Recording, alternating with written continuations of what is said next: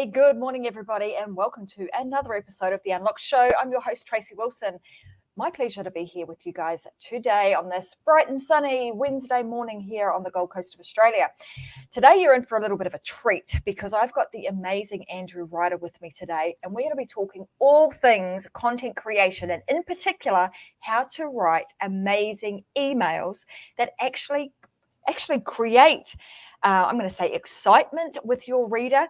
That reader actually wants to not just read the very first line or the subject line, they actually are drawn into the story that has been created, that actually drags them through. Drag's probably not a fantastic word, but takes them through that story and gets them to the point where they want to absorb it, they want to hear more, and they are looking forward to hearing each and every story that you tell with your emails every single day. And I know this for a fact because I have had the pleasure of reading some of Andrew's awesome emails, as have my team. And it was my team members that said, Trace, you've got to have Andrew on the show. We've been reading his emails and they are awesome. We look forward to reading them every single day. So if you too would like to be able to create emails that have that kind of impact on people, then today's show is absolutely for you, because this man here, Andrew, is going to be spilling the beans and pulling back the curtain on how do we actually reimagine our content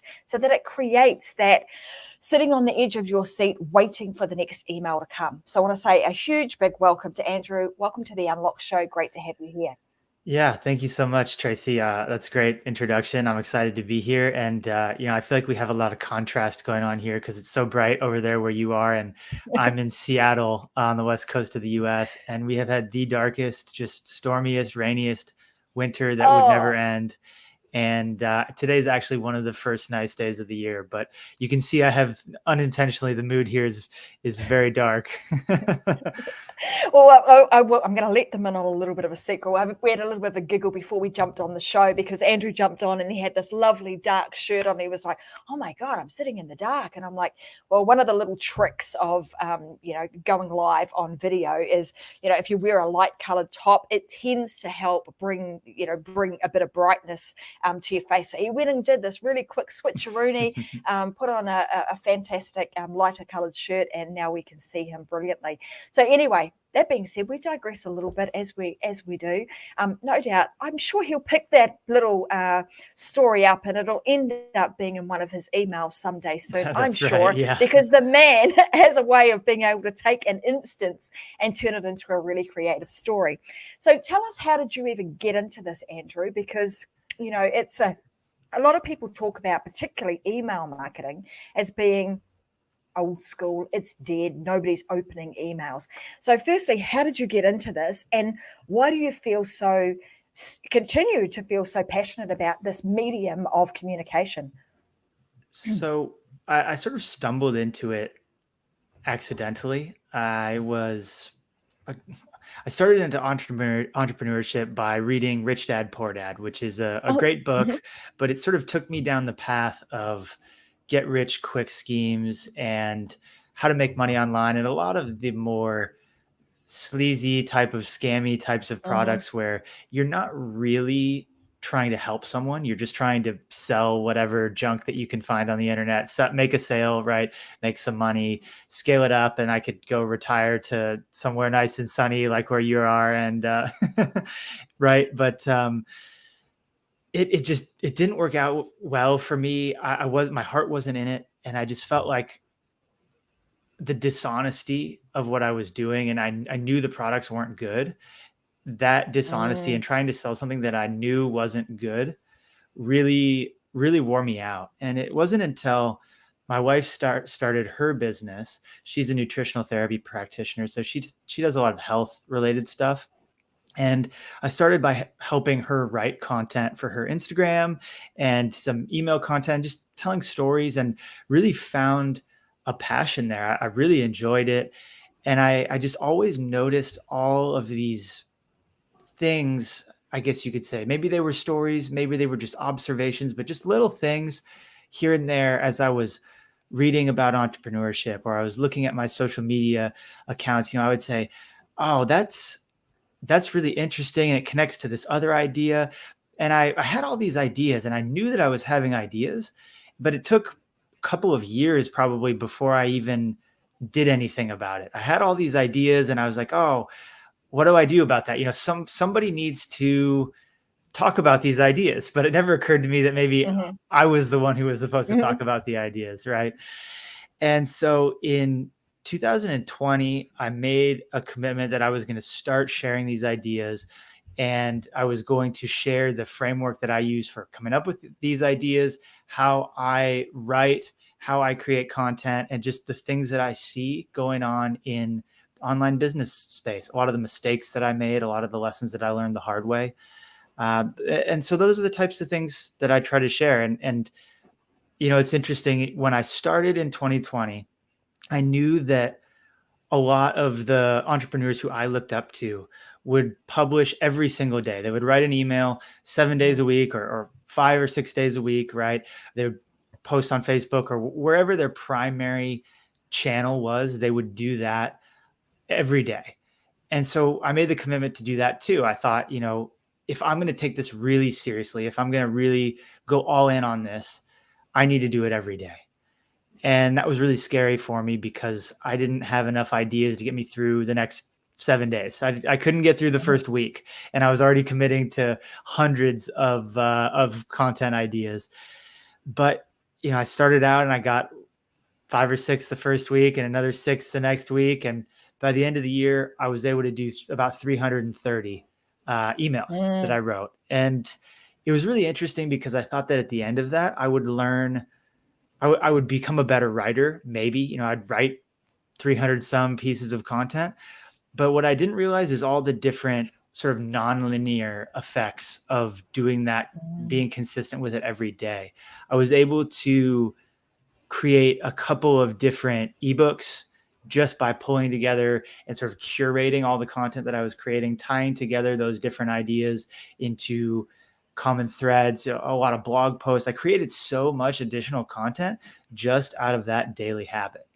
And that tends to be, if you want to improve your content creation skills, that's the place where I like to start is how often are you doing it? If you think about professional basketball players or, anyone who does anything professionally, they're doing it every day. Absolutely. Oh, and what's interesting about this is that, if I think back to my career and starting out in this marketing space, and the one thing that my mentor at the time said is you must publish. Like, just find a platform that you're able to share your message, share your experiences, your daily life, like just to start really engaging and communicating with other people. And it's funny, and the platform that I chose is a live show format. And interestingly enough, even though we have very different, what I would call anchor platforms, the concept and the theory behind it is exactly the same. And like you, starting out in this space, is like, okay, you've got to treat this like you're serious about it. You've got to show up and you've got to do it every single, for me, it's twice a week, and it's got to be lock solid in your diary as part of the habits and the routine that you do on a regular basis. So for you, that's daily, like waking up every day and knowing that today in my daily, move-abouts, I'm going to have some time where I'm going to be creating content, whether that happens each and every day with you, right? And we'll get to this because we'll uncover and unpackage, how you go about this, whether you batch it or whether you do them every single day. But the fact is that you're publishing or you're sending and communicating with your audience on the daily. One of the interesting things that I've, we've talked about it, and I read this in some of your material, is often, particularly when we're starting out in this entrepreneurship, or we're thinking about, okay, I'm going to step into the realm of content creation. The first thing, almost the default that most people go to is, all right, I'm going to go and try and find somebody who's got some templates, some swipe files, something that I can model or copy. And what you're saying is actually that whole process that we've been taught to do that is actually backwards. is actually, not serving us well, when we actually think that's the very first thing we should do is that because it's going to serve us well. It's actually the complete opposite. Do you want to talk a little bit more about that and why you say that? Yeah, absolutely. So I think it's important to say that it depends a little bit on where you're at in your journey. If you're just starting a business and you don't really know how to write, or you don't feel like you have the skills that you need in order to communicate your message, you may want to start with templates and with ideas and some of those types of things, because that's how you learn things. We all learn Mm. things through mimicking first. So if you think about when you were a baby, you looked at your parents and they were having a conversation, right? They were making noise with their mouths and you said, I want to do that too. And you start making noises and eventually you learn to talk. Same with crawling and then walking and then running, right? Is you learn by seeing what other people are doing and then trying to do it yourself. And it's especially true with writing or with Mm. communicating via video, right? It's going to be how you set up your studio, and it's going to be the types of cuts you use or the types of editing that you use. But with writing, when you're building out that style and you're finding the way that you like to communicate, you're going to want to read other people who are good writers and try to model some of the things that they do Mm. into your own writing, knowing that you're modeling them, knowing that you're using their style, their system, but you want to quickly turn it into your own. You don't want to copy things blatantly. You don't want to steal other people's headlines, but you can use their style and the sort of the elements that they use in their writing to improve your own writing. So that's, I think, a Mm. place where that type of mindset is applicable, is when you're developing those skills or trying to improve those skills. But where it gets really difficult, and I see this on Instagram, for example, sometimes if I'm looking at someone's content, I can tell what courses they've taken because I can Mm. tell what templates they're using and what, it sounds like someone else. And that's a problem. If your content sounds like someone else, obviously you take the time to build your own style, right? You learn the skills, you develop your own voice through writing or through video or however you like to communicate. Once you develop your own style, that becomes an asset that you have. It becomes something that's unique to you. And this is something that Steve Jobs really keyed in on. There's this old ad from the 90s where he was advertising. I'm not actually sure what Apple product he was advertising, but just kind of a general Apple advertisement. It's famous because he talks about the rebels and the misfits and sort of the entrepreneurs and the people who think differently. And one of the things that he explains in that ad is he talks about round pegs and square holes, right? Mm. And obviously round pegs don't fit in square holes. Only square pegs fit in square Mhm. holes. And I think this has happened accidentally, but a lot of the content systems and frameworks and templates and a lot of the tactics that you see online are designed to try to put round pegs into square holes. They're designed so that you need to change the shape of the entrepreneur. You need to change, sand off the edges. You need to be this dimension and you need to fit these specifications in order to be able to use this system. It doesn't give you the liberty with your own uniqueness and your own point of view to go out there and share a message that is something that you're passionate about, something that's unique and really highlights the difference that you bring to your market. And so I like to think about it, exactly the opposite. The system needs to support the uniqueness of the entrepreneur rather than you trying to feel like, oh, today I have to post my story and then tomorrow's tips and then Thursday's a client testimonial, right? It's what do you want to share? What message do you have that you really need to share with your audience today? What are you passionate about? What are you trying to achieve? What's your goal? What's your mission? Mm. And I suppose, coming back from that is really understanding, like, who is the audience that you want to serve. Once we understand who they are and understand our own unique greatness, the thing that makes us different, our inner genius, and kind of melding those two together, then you've got a lovely marriage of the two happening, as you do with the types of emails that you create. I do recall reading one of your emails, and I think this is what you're talking about here. Is when we're starting out, and yes, there is a place for utilizing headline swipe files and templates and the like. When we're starting out and we're trying to find our own way and get going, that gives us a level of comfort that we can fit into somebody else's regime to get us going. And then over time, we get to find our own pattern, our own rhythm, our own way of doing things, and we start to infuse that within it.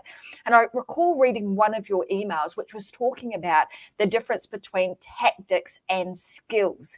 And I think that story really does highlight that in a nutshell. We start out with, using other people's templates. It's a tactic. We've gone and we've found those, and we're going to use them as a tactical way of getting us started. And then over time, as you get better and better and better at it, you have started sharpening that sword, and now you've got some skills, and you now start to use those skills to be able to infuse your greatness. So let's talk a little bit more about, see, I have read some stuff.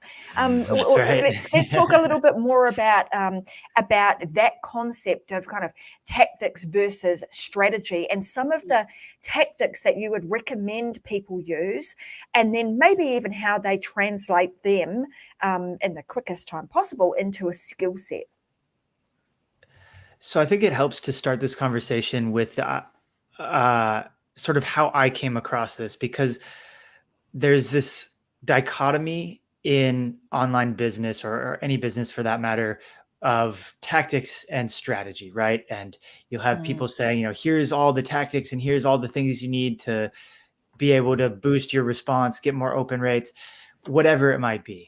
And then there's folks on the other side of the debate that are saying, no, you need to have a good strategy. You need to know yourself, know your audience, have a plan for how you're going to get leads, convert them to customers. What are you going to sell them on the back end?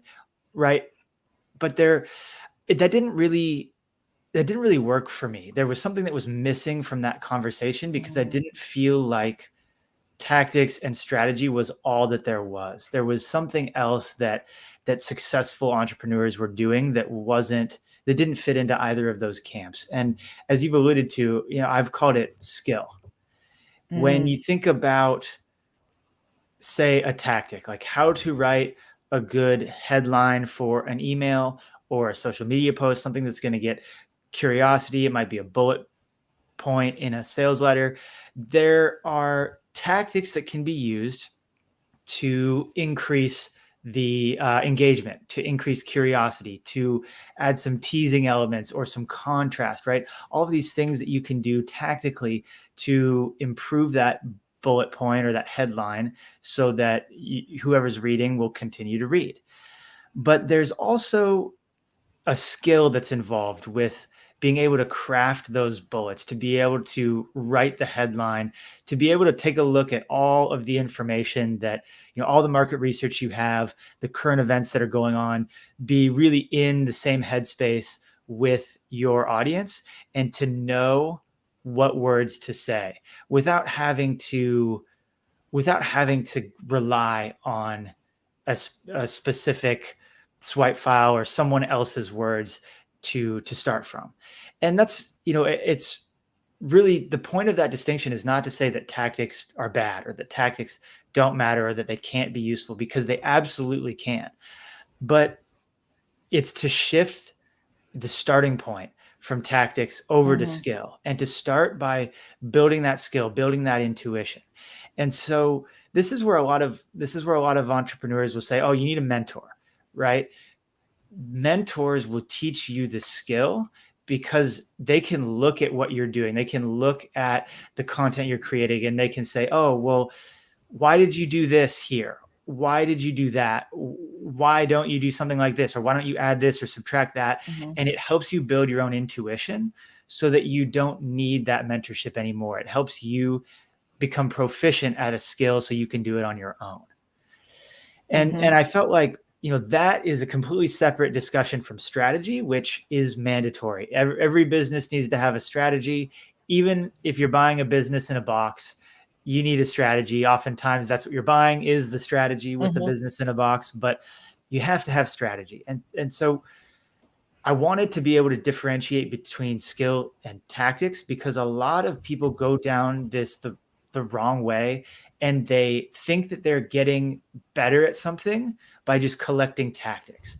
They have their headline swipe files, and they have their funnel templates, and they have all of these different things that they've collected, and lead magnets. And I did this for years, where I just go around Facebook and just sign up for people's lead magnets on whatever, ads they were running, or free stuff, and just collecting all these things. And I was learning, right? I wasn't actually learning anything, but that's what you tell yourself. And I was listening to all, hundreds of podcasts every week, just absorbing all of this information, but I wasn't actually doing anything with it. And that's where the skill comes in. You have to practice. You have to actually go out there and write the emails. You can't just collect all the headlines and then you'll write good emails. No, you've got to write 1,000 emails and really develop the skill in order to be able to do it consistently. That's right. It's one thing to be able to talk about it. It's another thing to actually be able to go and do it, right? And it's like a muscle. If you don't use that on the regular, well, your muscles are not going to grow. You're not going to get stronger. So and you might feel as though you're starting out and, oh God, it's not quite right. It's not perfect. But as you were saying, if you looked back at your very first email and compared that to your 365th email, there's probably a massive contrast in the skill level that you had built up over that period of time. So let's kind of go down the path now of, like, I know that there's a framework that you use, and initially you were saying, gosh, I made a commitment to do, to just, I'm going to do this. I'm going to start writing to my audience on the regular. And in fact, I'm going to do it every single day. I mean, that in itself is like, stake in the ground. I'm going to commit to something really big, because it's now you've got to do it every single day.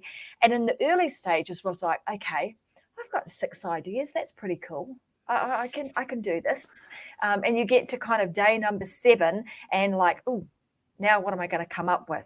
Now, as I've been reading your emails, what's really interesting about your emails is, I'm going to say that you can create something very relevant to an audience, let's say almost out of nothing.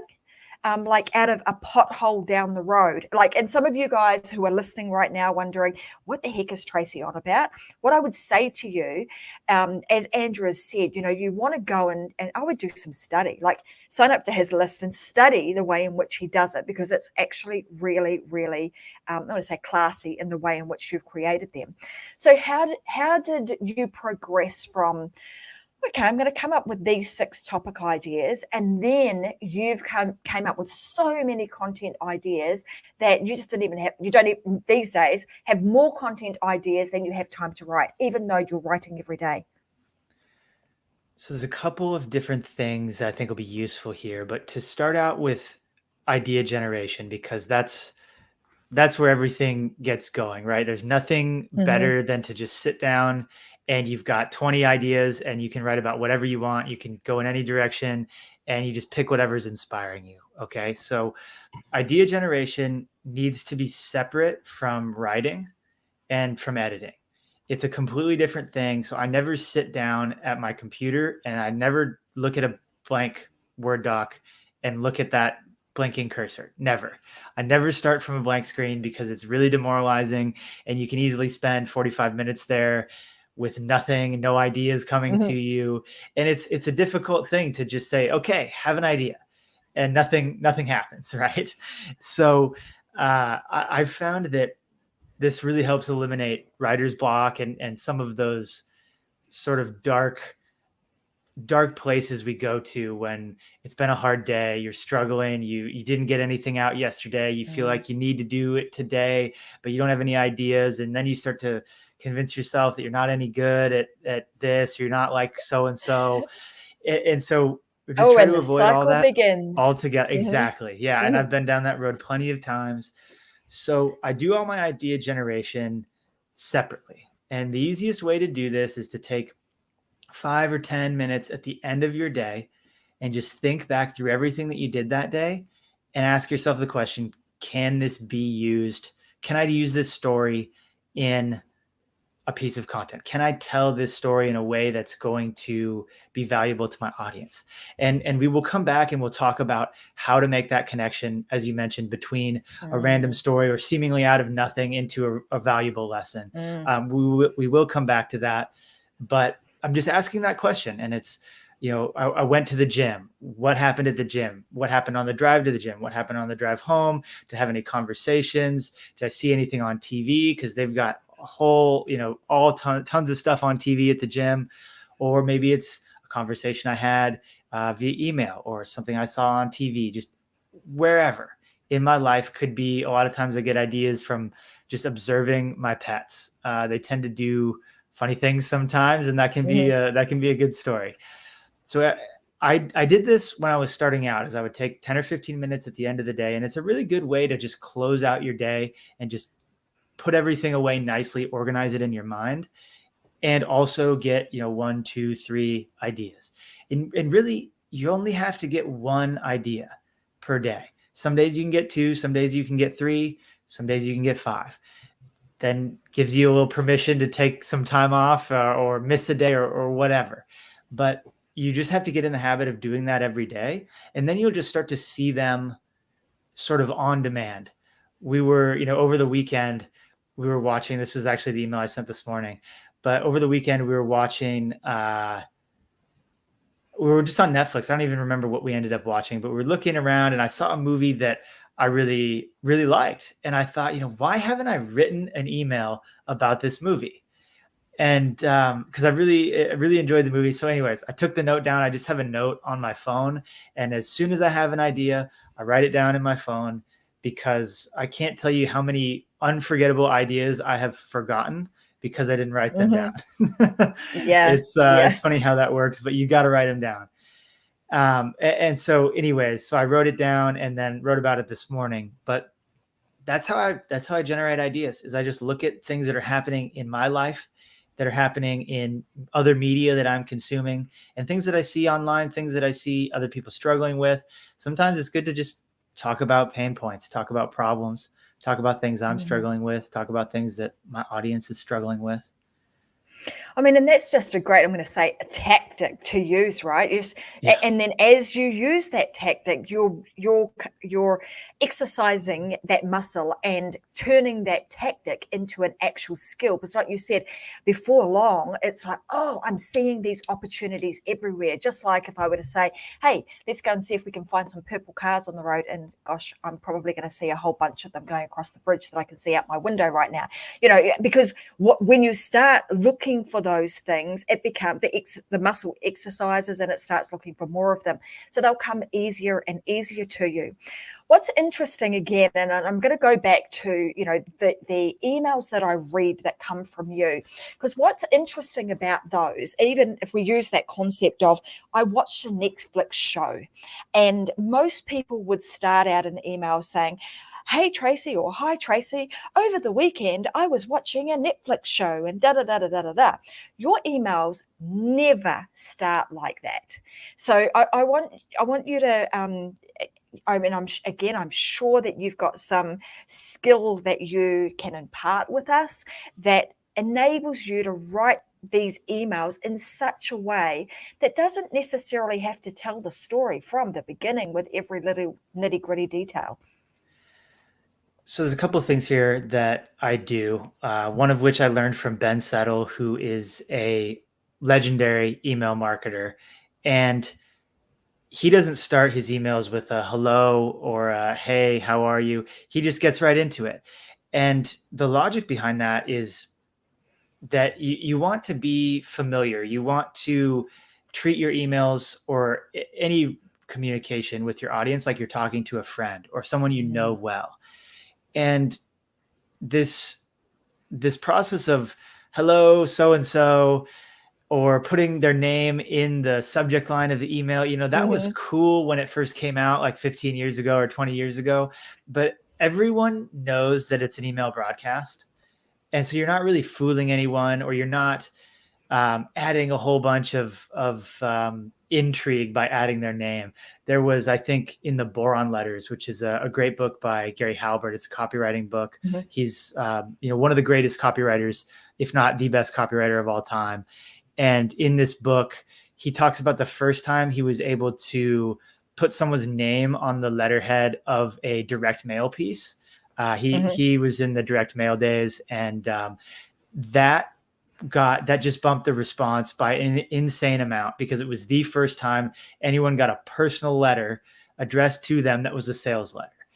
And that is a tactical approach. It's different now. And when I think about when I'm communicating with my friends, if I'm sending a text message, I don't say, hey, Nick, or hey, Jared, how's it going? What are you up to? Hope you're doing well. I just say, hey, do you want to go hang out? Or it's like very brief, it's straight to the point, and we just dive right in.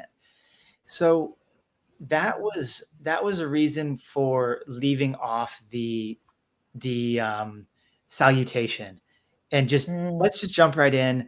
We know each other, we're acquainted. I'm not using a tactic to try to get your attention.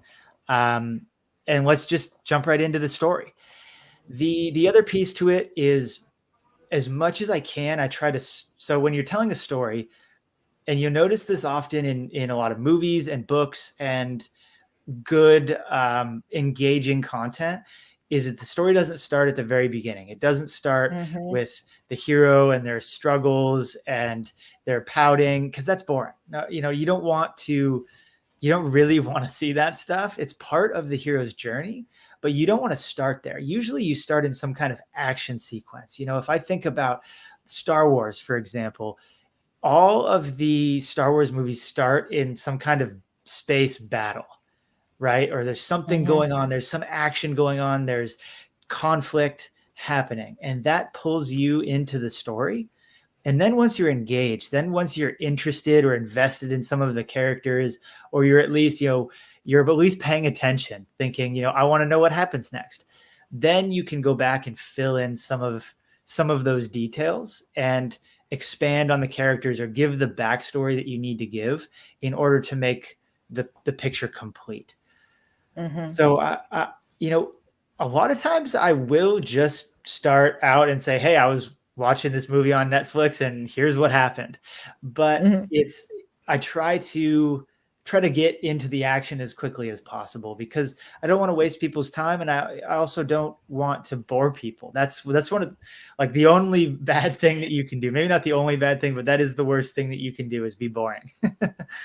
It's interesting that you should say that, because actually, as I was sort of preparing for today's show and thinking about some of the I suppose quotes and things that are around content, and often where you were saying, you've got to get right into it, because people's our attention span is very, very short these days, and we're being bombarded, right, with a whole lot of information on the regular.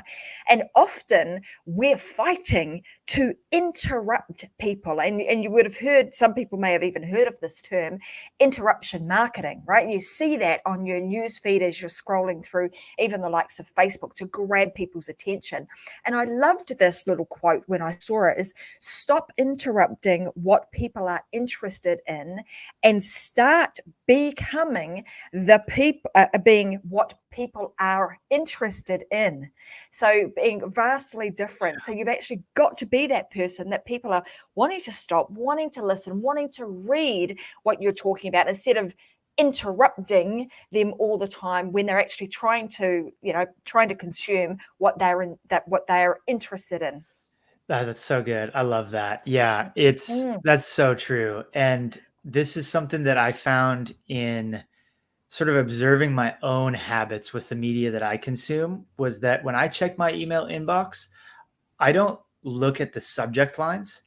So even if someone has the best subject line out there, I'm not really looking at that. I'm looking at the from line, which is who is sending me this content, because I know what types of content different people are sending, and look at and check off these 5 because I know they don't send me anything valuable. I delete those, and I should probably unsubscribe, but I haven't yet. And then there's a handful that I save for later because they're longer form content. I may want to take some notes on it. And then there's some that are short and they're easy to read, and I can just look at it here or there as I have time. So when I'm in my inbox, when I'm on social media, I'm looking at who is creating the content. And oftentimes I'll get halfway through an email and I think to myself, didn't even look at the subject line. I'm following this person because I want to become a better marketer. I want to dissect how they're tying their subject lines back into the body copy. I want to develop that skill. I want to read good writing, but I didn't even look at the subject line. I just jumped right in, got tied into the story. And next thing I know, I'm realizing I didn't even do what I was supposed to do with the email. The subject line didn't do anything for me. So that's it's not to say you shouldn't have good subject lines. You absolutely should do everything you can to make your content more interesting, more engaging, more to get people to click on it. Anything honest, I should say. You shouldn't do dishonest things to get people to look at your content. But that helps me reframe the task. Like you said, don't interrupt people. Just be interesting, right? Yeah. Be the thing that people are so busy consuming that they don't want to be interrupted with whatever nonsense is out there that people are trying to interrupt them with. And that's what you want to do. You want to build a relationship with the person who's reading your emails to the point where they see it or they see you and they say, "Oh, an email from Andrew. I'm excited to read that email today." Right? That's the goal. You don't want to try to interrupt them with a flashy subject line. You want to build a relationship with that person. What's interesting about this particular topic of like subject lines, what I found fascinating here is that, most people would ask the question, well, what kind of subject line and how do I create one of those that, increases the click rate? But the fact that you're like, I actually want to know, who is this from? Like what? And to that point, it's not just who is it from, because as you know who the content is coming from, it's not necessarily the person that I'm kind of reading between the lines here. It's the type of content you've come to expect from that person. So when I'm thinking about this now, it's like, okay, if I'm going to be creating some form of, like with the Unlock show, for example, people know what to expect when they come here.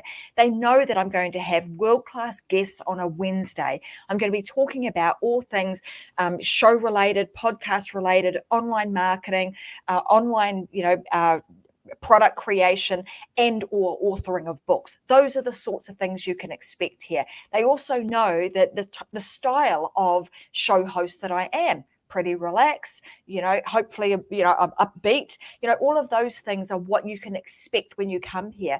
The same would apply in email format, right? You get to know and understand, well, what's the flavor of what I'm going to expect from Tracy or from Andrew when she lands in my email inbox. And then maybe the subject line, as you say, you might look at that a little bit later and go, oh, I wonder what she actually made as the subject line, but more from again, sharpening your skill and from an observation point of view than, hey, that was the thing that made me open it. In saying that, though, that often comes after a while of that relationship and the trust being built, because now, as if I'm landing in your inbox for the first time, then maybe the subject line is the thing that has to grab my attention. So how do you do that? And how do you become, like in the early stages, how do you become that person who is not just an interrupter, but is the kind of person that people that people are actually interested in, and they are hanging on the edge of their seats, waiting for the time to tick over till Andrew sends me another email. Yeah, I think it really comes down to it's a totally different approach from what a lot of people are trying to do in online business, which is trying to get transactions, and it's a focus on the relationship.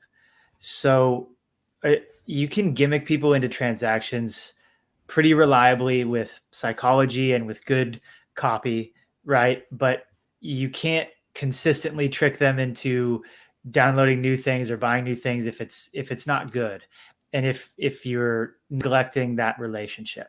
So I think if you take that approach, you say, okay, I'm going to approach this as a long-term relationship. How do I go about doing that? You got to be creating content as frequently as possible. This is why I mail every day, because I want that consistency in people knowing to expect something from me every day. And I say every day. I usually don't write on Sundays, so it ends up being 6 days a week. But 6 days a week, 7 days a week, whatever you want to do. Like you said, for video, you're doing twice a week. Whatever you commit to, you have to be consistent with that. There's this idea that I really like from a marketer and a businessman who I got a lot of value from, named Troy Broussard. And he has this idea of inconsistent consistency. And it's the idea that you need to show up in their inbox every single day, but they're going to have no idea what to expect as far as the story or the direction that you're going to go. And so you're reliable, you're dependable, you're consistent, and they can count on you, which are all huge factors in that person's ability to trust you, right? Trust is the foundation of that relationship with anyone, really. This could apply to a romantic relationship or a friendship, or someone in your, a customer or a prospect. You have to have trust with them. So you're being consistent by showing up every day, but you're not being so consistent that every day is the same thing, and you're not predictable in that sense. So there's a little bit of inconsistency in that one day it's a Netflix show, the next day it's a really short, just tactical email, and the day after that it's in a completely different direction. So you're still providing valuable information, but it's almost like a surprise. It's like, oh, I'm excited to see some form of spontaneity to it, right? Like, it's not so predictable that it becomes boring when you've got spontaneity in the mix. It becomes, it's like adding spice to your food. It creates the next level of experience. So I think that's that's really interesting way to look at it. So from the perspective of knowing and understanding what kind of content I could expect from Andrew. He's going to be sending me something every single day.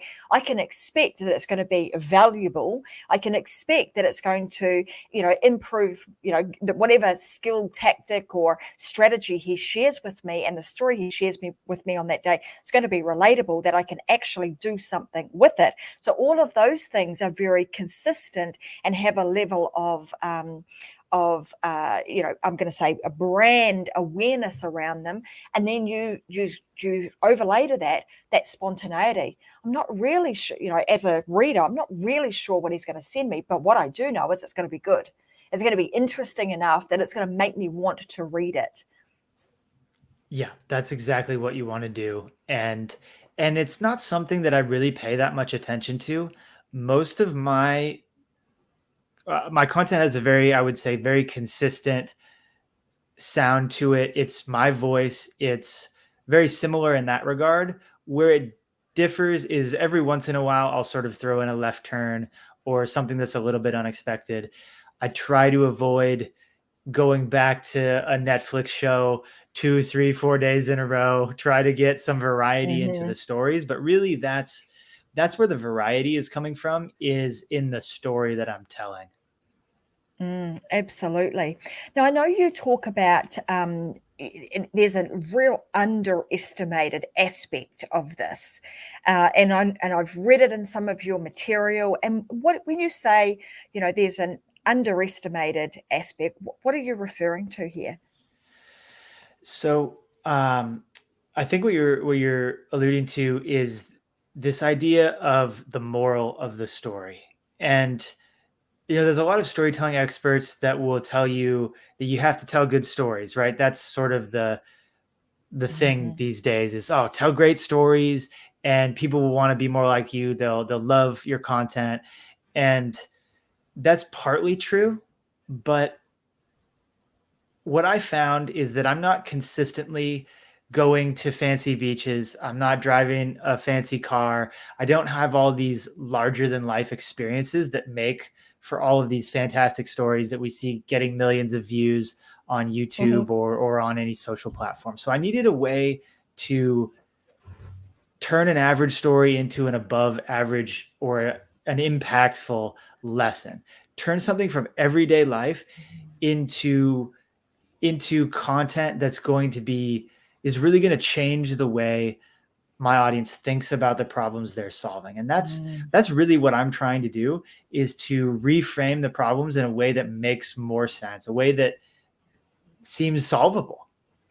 So the way I do that is with the moral of the story. And it's like all those old nursery rhymes or Disney movies where they'd tell the story and they'd get close to the end and then they'd say, the moral of the story is, and then they'd fill it in, right? And it was very obvious in those types of stories. But as we grew up and learned to sort of internalize these things on our own, they dropped the whole, let me tell you what I'm going to tell you piece, and they just throw the moral in there, right? And I noticed this watching a couple of Ryan Reynolds movies, one of which is called Free Guy, which is this story about a video game character.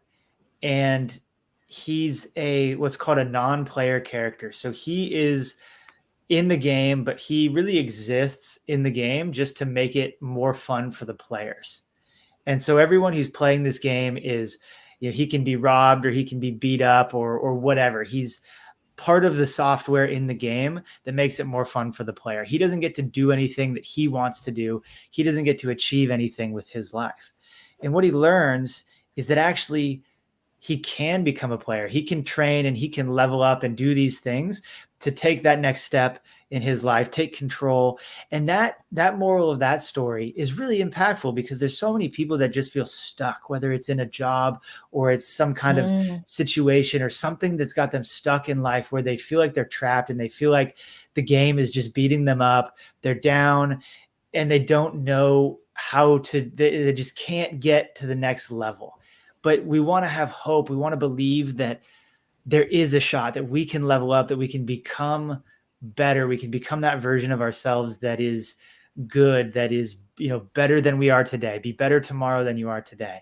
And so that's super impactful, awesome, just moral of the story. I love that. And that's what makes the movie powerful. It's what makes it interesting. And it's what makes it resonate with the viewers. But then when you look at a movie like Six Underground, for example, which is another Ryan Reynolds movie, I didn't really like it. It was kind of just explosions and fancy cars and all of the material type things that you see getting a lot of views on social media. But there wasn't really a moral to the story. There was no impact. That movie didn't move me in any way. It didn't impact me. And like I said, I'm trying to reframe problems. I'm trying to create impact. I'm trying to help my audience change the way that they think about what they're doing. And that's where all of that impact comes from, is in the moral of the story. And I think that too is sort of what you're talking about earlier on in the show, where you were saying, pulling ideas out of thin air or turning something completely unrelated to business into a business lesson. The moral of the story gives you the freedom to turn pretty much anything into a business lesson, as long as you have the imagination to pull it off. Absolutely. Go ahead. I was going to say, and that is an absolute skill that you have obviously, you have sharpened that skill over a number of years to get to a point where you're able to do that. And a couple of the things that came up for me as you're talking through this, finding the moral of the story. It's like that transition. So for example, I mentioned that in one of the emails that Andrew, and he probably won't even remember this, because for somebody who writes, every single day, I'm pulling out various different components of different emails that I've read from him. So I would be super impressed if he remembers which ones they actually are. But there was one I mentioned a little bit earlier, and it was talking about potholes. And, when I started, it was interesting, and he definitely has a way of being able to pull you through the story and then get that punchline or the moral of the story that switches what I would call adjust your beliefs to think in a different way and make the connection between what he's talking about to, oh my gosh, yes, you're right, that is a lesson. That's how I can apply that to my to my life, to my business, to my family, whatever the case may be. In that manner. And the question that I think we need to be asking ourselves is, with the moral, it's like, so what? So why does that even matter? What's the point of telling that particular story? And if you can get to the crux of and you can answer for yourself, the so what, the why does this even matter, conversation for yourself, then that's going to matter to the audience that you are sending that to. The other thing that I think was important that I'm hearing from, and we haven't talked about it so much, but I'm hearing it from you today, is infusing some level of emotion into your emails and into the stories that you tell. Because I think if you can increase the level of emotion that somebody has, and like you and that Ryan Reynolds stories that you were just telling about, the two different movies that you watched, I would say that those two would have been the level of emotional pull that they had on you. It's like, I can relate to that. Yeah, I get where he's coming from. And the other one, yeah, not so much. Yeah, that's absolutely right.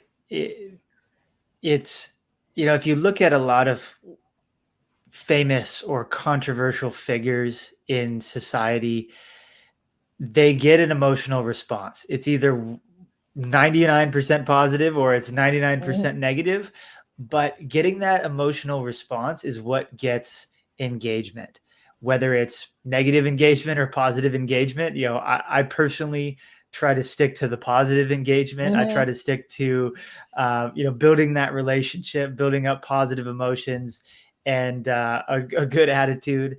But there are folks who make a living or grow their businesses, grow their brands with a lot of negative content. And I think it comes back to really understanding yourself, understanding who you are and who you're trying to help and what you're trying to accomplish. I'm sure there's a place for negative, sort of a negative emotion. There definitely is, and I've used it before in certain cases. But there's also, for me, I just try to stick to the positive, because I've got to sit down and write this email every single day, and I've got to enjoy it. I've got to have fun doing it. Otherwise, it's going to be boring. Everyone's going to be able to tell that I didn't do a good job. I'm not enjoying it. I'm boring.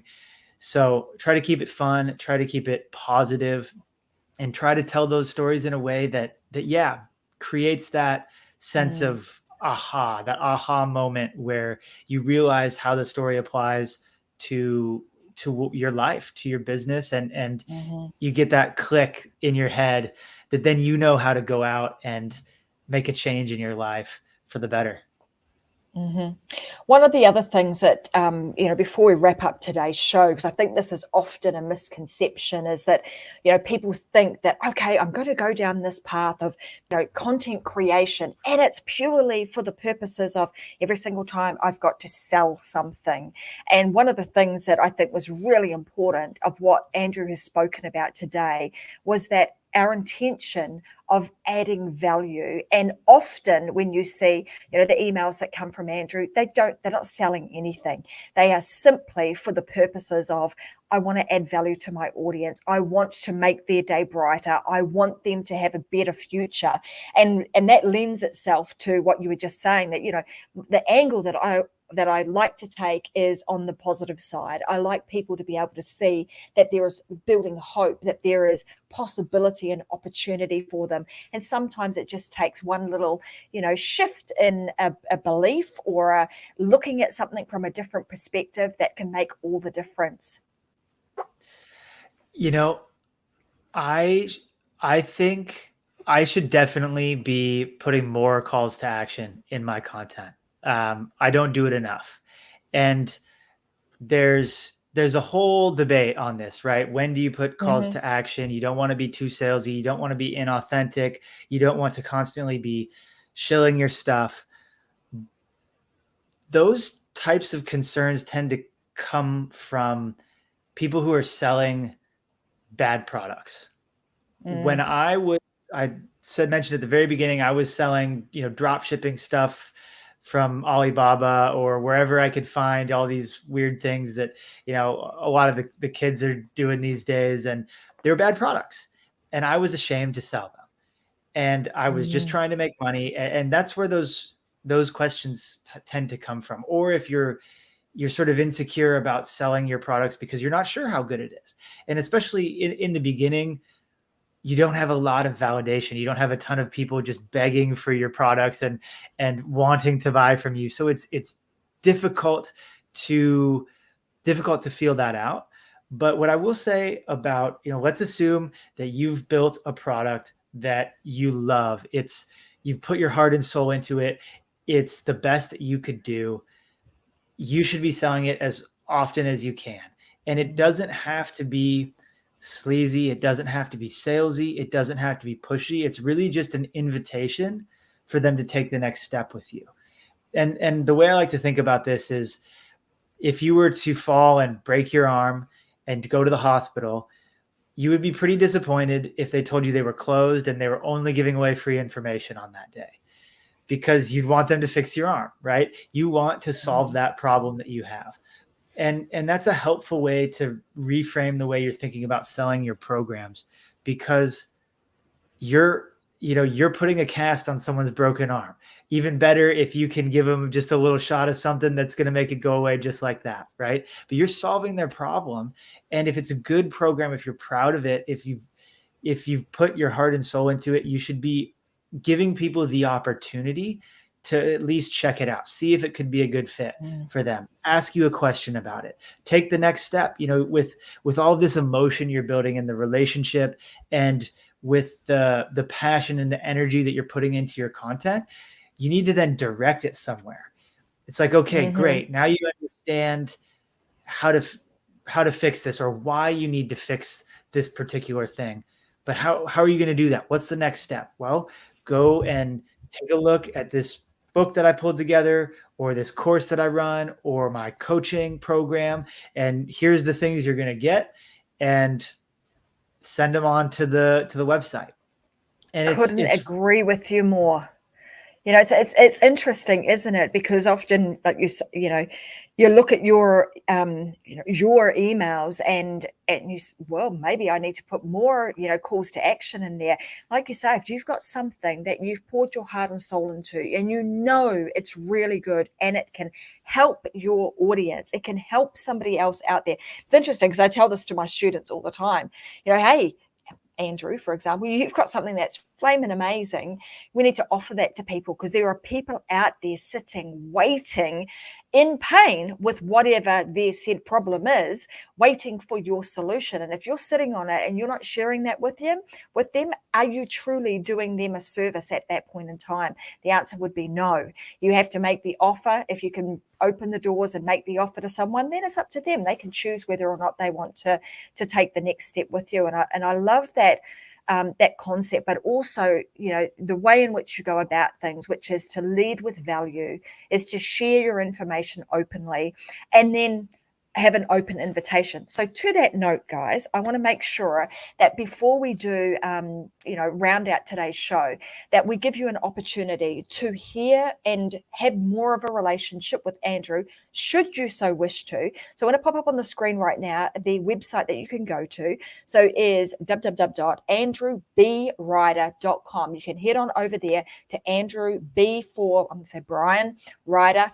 andrewryder.com, and then you'll be able to engage with him. Like, sign up to some of his newsletters, see to his email list, and see what he's got to say. And I think you'll find that there are some real gems within the information that he shares with you. And if you decide that you want to go and work with him, then you're going to continue, you'll build on that relationship, and you'll reach out to him and have more of a conversation about how you guys can make that work. Andrew, is there anything else before we do round out today's show? Is there any pieces of advice or anything that you think, gosh, if there's one thing that I've missed or that I want to share with the audience today, it would be this? I think it's easy to get overwhelmed in that you think there's so many things that you have to do. So rather than saying a new thing, I kind of want to bring it back to where we started, in that you have to be consistent, whether it's twice a week or it's 6 times a week or it's every day or it's once a week, whatever you commit to doing, you've got to just get out there and do it, because that's how the skills are built. That's how the intuition is built. And that's where all the results come from. That's where the relationship comes from. And you don't have to master it overnight. You certainly won't. I'm terribly embarrassed by the content that I wrote a year ago. And sometimes I look at the content from last week or last month and I'm like, wow, I could have written this so much better. So it's a journey. We're all on it, and we're all getting better every day, just being consistent. And I think you'll find that will be the one thing. If that's the only thing that you can do, is to just write something every day. That's where 90% of the results are going to come from, with your email marketing, with your content creation, with the morals of the story, and with everything we talked about. Beautiful. Well, thank you so much for being an amazing guest on the Unlock Show today.